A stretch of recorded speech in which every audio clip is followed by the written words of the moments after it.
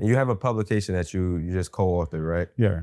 And one of the things you just mentioned was like misdiagnosed. So I wanted to tap into that. Like, what are some of the things that, or some of the common misdiagnoses that we potentially have as Black men, like when we go into whether it be therapy or any other modality for healing? What are some of the things that we commonly get misdiagnosed? Yeah. Why is it a problem? And that's a great question, because oftentimes, especially we know historically, Black men are often diagnosed with bipolar disorder. Right? And that's easy. Okay, let me just give them that diagnosis without truly assessing what the environment they're in, why they're feeling that way, why they're responding that way. And knowing that anxiety shows up also with anger. Depression also shows up as anger. And that's something I talk about with Black men, that oftentimes you may not realize it, that you may be depressed because you could be overeating, you could be undereating.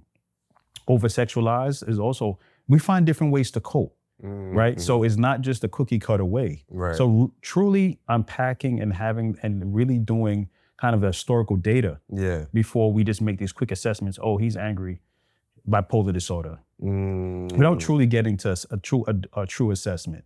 So that's hurtful, that's damaging, because now this person is being treated for diagnosis they don't have. So all these years, oh, you have bipolar disorder. No, they may be dealing with trauma. They may be dealing with PTSD, right? Black boys, ADHD, first diagnosis.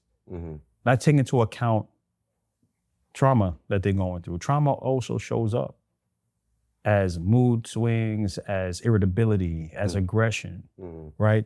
Growing up in a tough environment, growing up in a difficult neighborhood, a situation that happens in your childhood.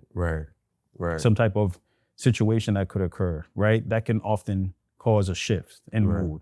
But again, misdiagnosis. So now this young man is being diagnosed with ADHD and getting medication, or just going down this road that they don't need to go down if they're appropriately diagnosed. That can change the whole trajectory of somebody's life. No, for sure. I can imagine. And I'm thinking right now about the mothers that have the young boys that potentially maybe like, you know, having problems with behavior in school, got the ADHD diagnosis. So like, what would you say to them that are like in the middle of that, and their child may be like going through the ADHD like diagnosis process, and they may not be sure on whether that's actually a thing? Like, how would they dive deeper to really understand whether it's ADHD or something else? So I work a lot with young Black boys. That was because everybody's like, yo, go see the Black therapist, go see the Black therapist. So one thing when I'm working with children, I want to speak to the parents, and I'm having several sessions with the parents because I want to know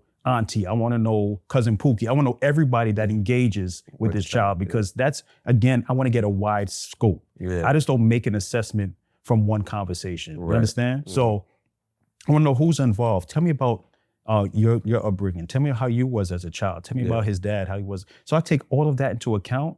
I take into account environment. I want to know about diet. What are you giving to him for breakfast?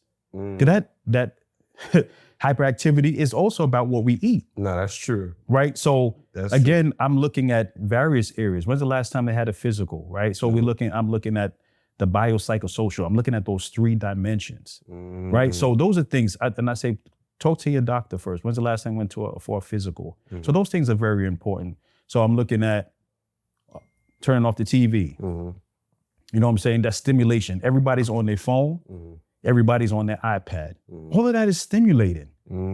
Right. Also, we don't think about the crib. How does the crib set up? Is it clean? Is it confusion can cause chaos, right? So, oh my God, you about to trigger me right right, now. those things, right? So those things are important. So, like, is things orderly? Does your child have specific schedule? Do they know what to expect, or are they operating from chaos because of you? So, are you chaotic? Is the household chaotic? So now they only responding to that. So there's a number of factors before we talk about medication. So when I'm implementing a treatment plan, I'm like, before we go to medication route, because medication may be necessary and is there for a reason, let's explore all those other options. Let's make some modifications in the household. I'm gonna make some recommendations. Let's make some shift in terms of its diet, because you having Takis and Kool-Aid for breakfast, that's a problem.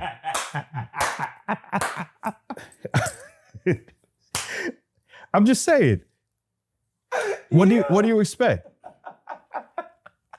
So what are you having for breakfast, right? If it's high sugar and all of those things, syrup, all of the right. So we have to look at some lifestyle changes, and it's going to benefit the entire family if we're all eating a little bit better, right? Yeah. And if you see some changes, say, you know what, I really looked at that.